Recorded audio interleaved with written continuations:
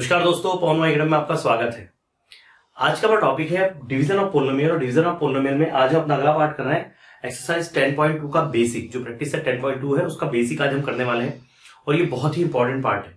लेकिन दोस्तों, आज के टॉपिक को शुरू करने से पहले आपसे रिक्वेस्ट करना चाहूंगा कि अगर अभी तक आपने हमारे चैनल को सब्सक्राइब नहीं किया है तो प्लीज सब्सक्राइब और चैनल, साथ ही में बेल आइकन को भी क्लिक कीजिए ताकि आपको लेटेस्ट वीडियोस की नोटिफिकेशन मिलते रहे। जैसे कि आप जानते हैं कि पवन एकेडमी के साथ साथ मैं अनअकैडमी पर भी पढ़ाता हूँ और अनअकैडमी पर आप हमारे स्पेशल कोर्सेज ज्वाइन कर सकते हैं, स्पेशल क्लासेस ज्वाइन कर सकते हैं, that is free of cost. ठीक है, आपको ऐप डाउनलोड करना है और आपको आके देखना है कि अनअकैडमी में होता क्या है। रोज 11 बजे मैं अपना लाइव सेशन लेता हूँ। मेरा टाइमिंग बदल सकता है, लेकिन हाँ, आप अनअकैडमी पे आने के बाद फाउंडेशन एनटीएससी कैटेगरी में आते हैं तो वहां पर आप पवन मार्क्स सर्च कर लीजिए, मुझे फॉलो कर लीजिए। मेरे सारी क्लासेस के आपको नोटिफिकेशन आते रहेंगे। एक और चीज, आपका टारगेट अगर लाइफ में कुछ अच्छा करना है, आपको अगर आईडी में जाना है, आपको नीट में जाना है, मतलब आईडी के लिए जाना है, आपको नीट में जाना है, आपको एनडी में जाना है, किसी में जाना है, हर कैटेगरी के लिए सब्सक्रिप्शन अवेलेबल है। तो वहां आइए, you use the referral code Pawan mark, आपको वहां 10% का डिस्काउंट भी मिल जाएगा। चलिए टॉपिक देख लेते हैं, क्या बोलता है डिवाइड पोलिनोमियल बाय बाइनोमियल। अभी हमने मोनोमियल से डिवाइड किया था, मोनोमियल से डिवीजन करना सिंपल होता है। मेरे पास एक इक्वेशन है, let's say x² plus 7x plus 12। Okay, आपको इसको डिवाइड करना है। यहां क्वेश्चन ऐसा है कि divide x² plus 7x plus 12 by x plus 3। आपको इससे इसको डिवाइड करना है। अब देखा जाए तो ये पोलिनोमियल है, एक क्वाड्रेटिक पोलिनोमियल है, और इससे आप बाइनोमियल से, एक और दो टर्म्स है ना, तो बाइनोमियल इससे डिवाइड करना है। तो डिवाइड करने का एक सिंपल सा सिद्धांत ध्यान रखिए, नियम ध्यान रखिए कि जो जिसको डिवाइड करना है आपको यहां लिख लेना है, that is x² plus 7x plus 12, और डिवाइड जिससे करना है उसको आपको यहां लिख लेना है। डिवाइड करते समय फर्स्ट टर्म और फर्स्ट टर्म को ही ध्यान रखना है। मतलब इसकी फर्स्ट टर्म क्या है x², इसकी फर्स्ट टर्म क्या है x। एक थोड़ा सा यहां पर रफ वर्क करते हैं हम, यहां पर हमको रफ वर्क करना है। ठीक है, आपकी बुक में से एक्सप्लेनेशन करके आपको दिया, मैं एक्सप्लेनेशन वाला पार्ट आपको बाद में बताऊंगा। पहले मैं आपको रफ वर्क बताता हूं। मुझे पहली टर्म यहां की क्या है x², मुझे इस टर्म को इस टर्म से डिवाइड करना है ना। हम हमेशा पहली टर्म को पहली टर्म से डिवाइड करते हैं, बाकी कुछ नहीं देखना है। x² को x से मैं अगर डिवाइड करता हूं तो क्या होगा, x कट जाएगा तो x बचेगा सिर्फ। तो इस x को मैं यहां रखता हूं, इस x को मैं यहां रखता हूं। जो मैंने यहां रखा है, ध्यान दो, जो मैंने यहां रखा है इसका इस पूरे में मल्टीप्लाई करो जरा। इस x का इस x प्लस 3 में मल्टीप्लाई करो, देखो क्या मिलता है तुमको। इस x का पूरे x प्लस 3 में मल्टीप्लाई करो तो x का x में मल्टीप्लाई x² और x का 3 में मल्टीप्लाई 3x। ठीक है, ये मिल गया। ये जो मिला है ना, ये ऐसा कैसा यहां रख दो तो x² प्लस 3x। आप बोलोगे सर ऐसा क्यों? अरे भाई, अगर मैं ऐसा डिवाइड कर रहा हूं, मेरे पास 25 है, मेरे पास 7 है, तो मैं कितनी बार डिवाइड करूंगा? 25 तो आता नहीं है, तो 7 से 21 करेंगे, है ना। तो 7 और 3 का मल्टीप्लाई में यहां लिखता हूं और यहां माइनस लगाता हूं, तो वैसे यहां भी सब्ट्रैक्ट करना होगा, माइनस माइनस। जैसा हम डिवाइड में करते हैं वैसा यहां करना है। इन दोनों का मल्टीप्लाई यहां लिखते हैं, तो इन दोनों का मल्टीप्लाई यहां लिखा हमने, तो इन दोनों का मल्टीप्लाई करके मैंने यहां लिख दिया। अब यहां माइनस करते थे, हमें माइनस किया, देखो यहां क्या हो गया, x² से x² चले गया तो कट गया। 7x में से 3x गया तो क्या बचा, यहां बचा प्लस का 4x, और ये 12 को नीचे ले आओ। अब मेरे पास क्या है, मेरे पास 4x है, 4 के आगे प्लस नहीं लगाया तो भी चलेगा। अब मुझे इस पार्ट को डिवाइड करना है। मैं रफ वर्क पे फिर से जाता हूं, इसको डिवाइड करना है किससे, पहले को पहली टर्म से। ये टर्म की बात ही नहीं है, ये 4x को x से डिवाइड करना है। तो 4x को मैं x से डिवाइड करता हूं तो क्या बचता है, 4 बचता है। तो यहां लिख दीजिए प्लस का 4। फिर से इस 4 का पूरे में मल्टीप्लाई करो, इस 4 का x प्लस 3 में मल्टीप्लाई करो, तो ये 4 का x में मल्टीप्लाई 4x, 4 का x में मल्टीप्लाई, ये हो जाएगा 4x, और 4 का 3 में मल्टीप्लाई 4 3 12 आ जाएगा। ये जो आया ना, ये यहां लिख दो, तो 4x प्लस 12, साइन बदल दो, ये कट गया, ये हो गया 0। तो यहां पर हमारे पास में जो क्वोशिएंट है, क्वोशिएंट क्या है x प्लस 4, रिमाइंडर क्या है 0। और ये जो पार्ट आपने लिख के रखा है, ये वाला पार्ट, ये आपका एक्सप्लेनेशन है। ये आपकी बुक में उसने एक्सप्लेनेशन में लिखा है, बिल्कुल इसी तरह से। ठीक है, आप इस पार्ट को लिखो मत लिखो, रफ वर्क ऐसा करना है। रफ वर्क करोगे तभी ये पता चलेगा, नहीं तो पता नहीं चलने वाला। ये पहला क्वेश्चन है, ठीक है, ऐसे करना है। इसका स्क्रीनशॉट ले लो, एग्जांपल मैंने लिया है ना। अब हम इसके आगे बढ़ते हैं, इसमें और कुछ क्वेश्चंस करते हैं। ठीक है, पहले आप इसका स्क्रीनशॉट ले लो। ठीक है, आइए दोस्तों आगे बढ़ते हैं। आगे क्या देके रखा है, y power 4 plus 24y minus 10y square divide by y+4।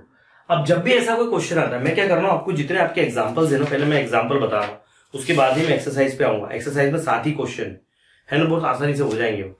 ठीक है, मैं ये वीडियो बहुत छोटा सा रखने वाला हूँ, इसमें मैं सिर्फ आपको एग्जाम्पल बताने वाला हूँ, क्योंकि एक बार एग्जाम्पल समझ गया ना, एक्सरसाइज तो आप चुटकी बजाते कर लोगे। कुछ और क्वेश्चन भी दूंगा, सिर्फ एग्जाम्पल नहीं, कुछ और क्वेश्चन भी हम करेंगे। ठीक है, अब देखो यहां पर जो है, यहाँ y⁴ है, यहाँ y⁴ है, यहाँ y⁴ है, तो मुझे इसको स्टैंडर्ड फॉर्म में लिखना पड़ेगा। y⁴ + 24y - 10y²। इसका स्टैंडर्ड फॉर्म क्या होता है, इसको हमेशा स्टैंडर्ड फॉर्म में लिखना चाहिए। स्टैंडर्ड फॉर्म मतलब कि सबसे बड़ी पावर पहले, फिर उसके बाद की, फिर उसके बाद की, फिर उसके बाद की। तो अगर सबसे बड़ी पावर देखा जाए तो ये है y⁴, फिर है -10y², और फिर प्लस का 24y, फिर प्लस का 24y है। ठीक है, मैंने स्टैंडर्ड फॉर्म में लिख दिया।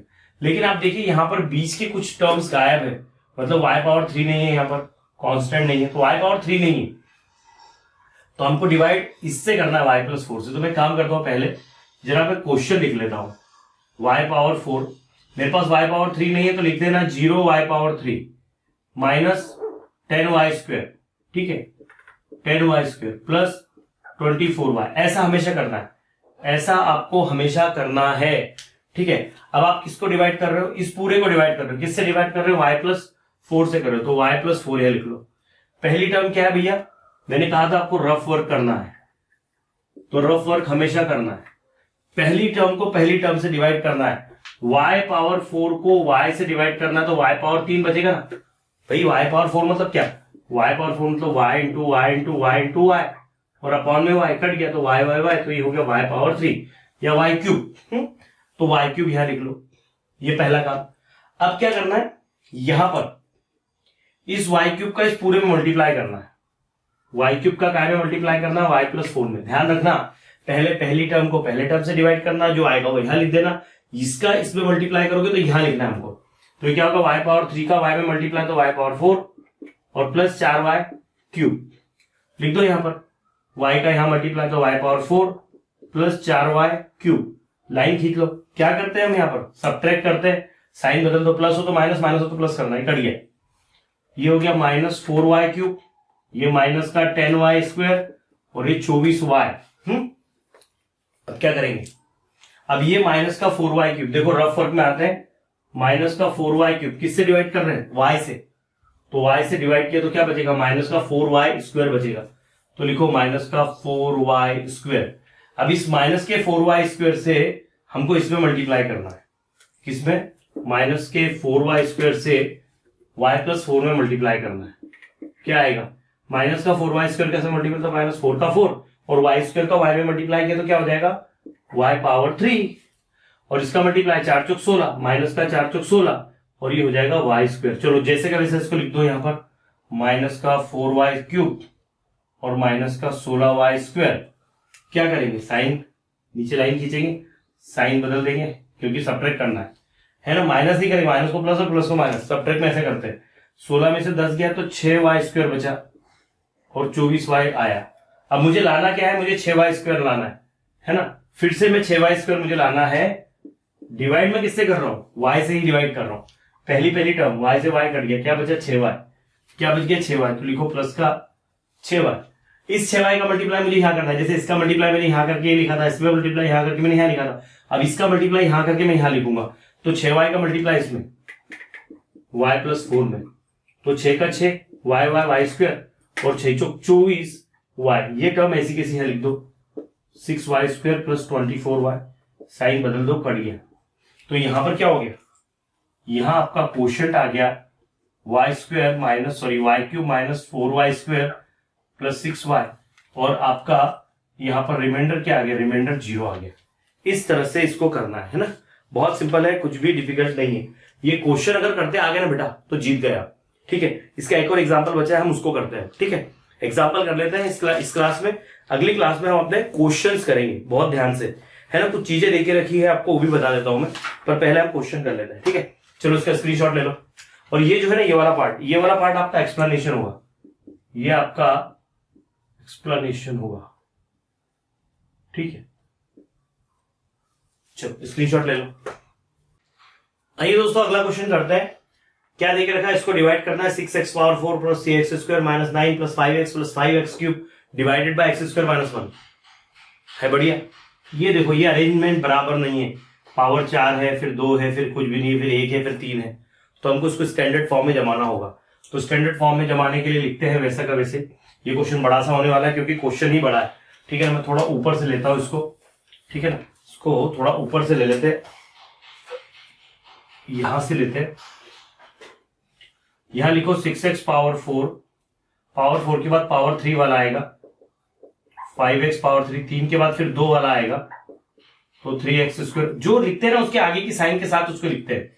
इसके आगे की साइन 5x है तो 5x, और 9 के आगे की साइन -9 है तो 9, और डिवाइड किससे करना है, x स्क्वायर माइनस 1 से। ये भी आपका एग्जाम्पल ही है।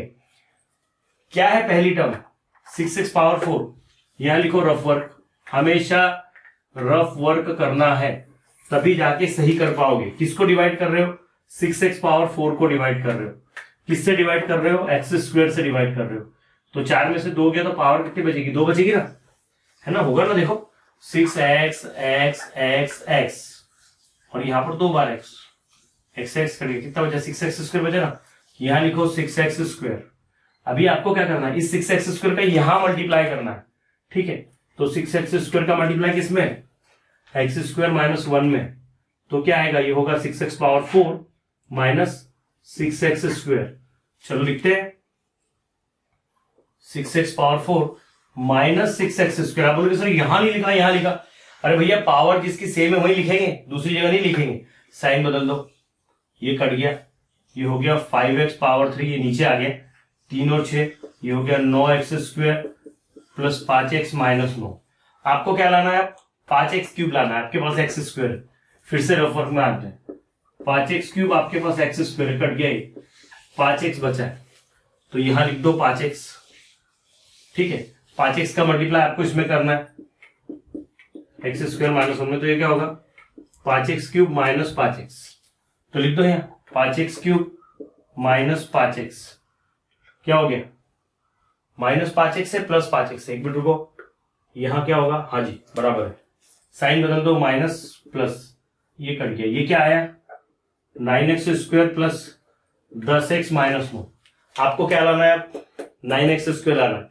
क्या करेंगे रफ वर्क में, 9x square upon x square, x square से x कट गया, 9 बचा, 9, तो लिख दो यहाँ पर प्लस का 9।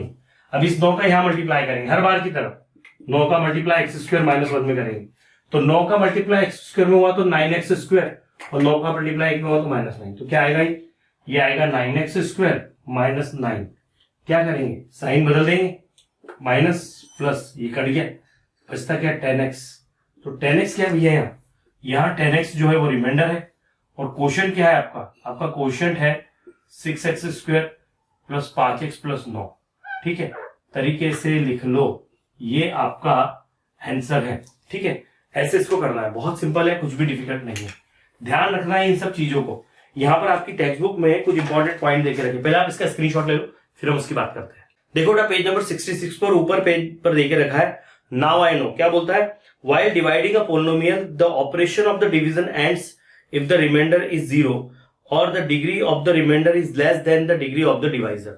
Degree of the remainder is less than the degree of the divisor. यहां डिग्री 2 है, यहां डिग्री 1 है, तो यहां पर ये एंड हो गया।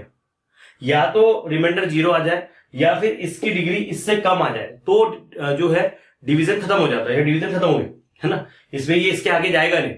इसकी डिग्री 1 है, इसकी डिग्री 2 है। जब भी रिमाइंडर की डिग्री डिवाइजर की डिग्री से कम आए तो डिवीजन खत्म हो जाता है, एंड हो जाता है। सेकंड पॉइंट क्या बोलता है कि if term in the divided are not in the descending order, write them in the descending order. देखो डिसेंडिंग इंडाइसेस लिखा है मैंने, पावर 4, 3, 2, 1 ऐसा। ये वही बोलता है कि in the term, if terms in the dividend मतलब ये वाला पार्ट जिसको हम डिवाइड करते हैं, if terms in the dividend are not in the descending order, write them in descending order of indices. If any index term is missing, assume the coefficient of that term is 0. अगर नहीं हो तो 0 लिखना है। आपको याद है अपने पिछले वाले क्वेश्चन में 0 लिखा था, ठीक है।